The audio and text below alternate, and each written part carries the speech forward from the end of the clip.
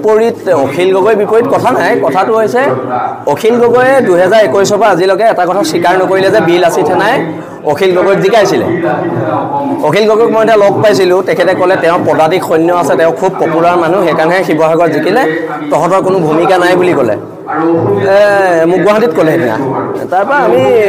একো নাই কথাবিলাক এটা কথাটো হৈছে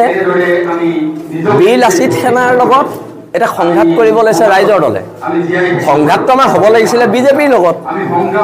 আমাৰ সংঘাতটো হৈছে ৰাইজৰ দলৰ লগত কালি অখিল গগৈ পিয়ে আমাৰ ল'ৰা গাড়ী ৰখাই পেলাই তাৰ ঘৰ নাহৰকটীয়াত সি শিৱসাগৰ টাউনত আহি পেলাই গাড়ী ৰখাই সি কৈছে তাক ক্ষমা নোখোজালৈকে গাড়ী যাব নোৱাৰে এতিয়া আমাৰ সৈনিকক কোনোবাই প্ৰহাৰ কৰিবলৈ আহিব আমি বহি থাকিম এইটো বস্তু নহ'ব ন মই এতিয়া নেতৃত্বত আছোঁ মই মোৰ সৈনিকক মাৰ খাব দিব নোৱাৰোঁ আৰু ৰাইজৰ দলৰ সদস্য আছে আমাৰ সেনা আছে আমাৰ সৈনিক হয় আমাৰ সদস্য নাইতো আমি সৈনিক হয় আৰু মই মোৰ সৈনিকক মাৰ খাব দিব নোৱাৰোঁ কথাটো স্পষ্ট আৰু যদি যুদ্ধ হয় আৰু কথাবিলাক কি খালি পিছফালৰ পৰা হ'ব নালাগে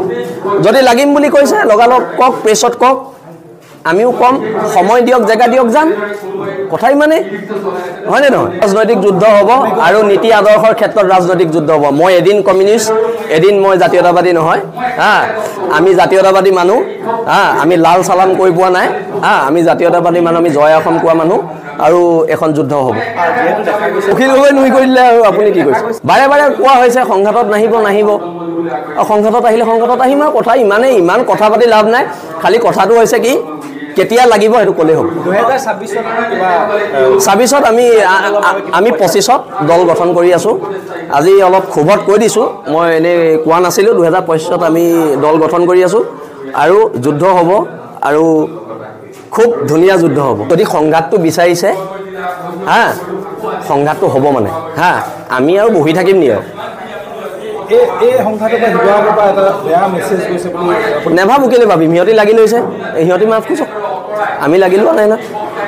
এতিয়া খালি বি লাচিত সেনাৰ সৈনিকৰ নিৰাপত্তাৰ দায়িত্ব মই যিহেতু নেতৃত্বত আছোঁ মোৰ ওপৰত আছে আমাৰ কোনো সৈনিকৰ ওপৰত আঘাত হ'বলৈ নিদিওঁ শৃংখল চলীয়া নহয় প্ৰত্যাহ্বান বি লাচিত সেনা অসম হ'ব মই অকলে এটা শক্তি নহয় যিহেতু নস্যাতে কৰিলে আমি জিকোৱা নাই বুলি তেওঁ বোলে পদাতিক সৈন্য আছিলে পদাতিক সৈন্যই জিকালে তেনে বি লাচিত সেনা ল'ৰাবোৰ ওপৰত উৰি ফুৰিব লাগিব এই ইলেকশ্যনৰ সময়ত হয় না আমি অখিল গগৈ বক্তব্যৰ পিছত আচলতে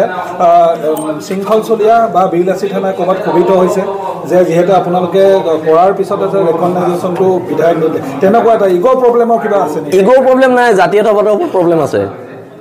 প্ৰব্লেমটো ইগ'ইষ্টিক নহয় জাতীয়তাবাদৰ লগত প্ৰব্লেম ইগ'ৰ প্ৰব্লেম হ'বলৈতো আৰু অখিল গগৈ মোৰ প্ৰেমিকা নহয়তো ইগ'ৰ প্ৰব্লেম হ'বলৈ অখিল গগৈ মোৰ প্ৰেমিকা হ'লে বেলেগ কথা আছিলে যে মোৰ ইগ'ৰ প্ৰব্লেম হৈছে হয়নে অখিল গগৈ মোৰ প্ৰেমিকা নহয়তো আৰু সেইকাৰণে আমি এখন যুদ্ধ কৰিম 2026 চব সাজু থাকক আৰু এইকেইদিনত লাগিম বুলি কৈছে কোনদিনা লাগে সময় দি দিয়ক আমাৰ ল'ৰাবোৰ ব্যস্ত থাকে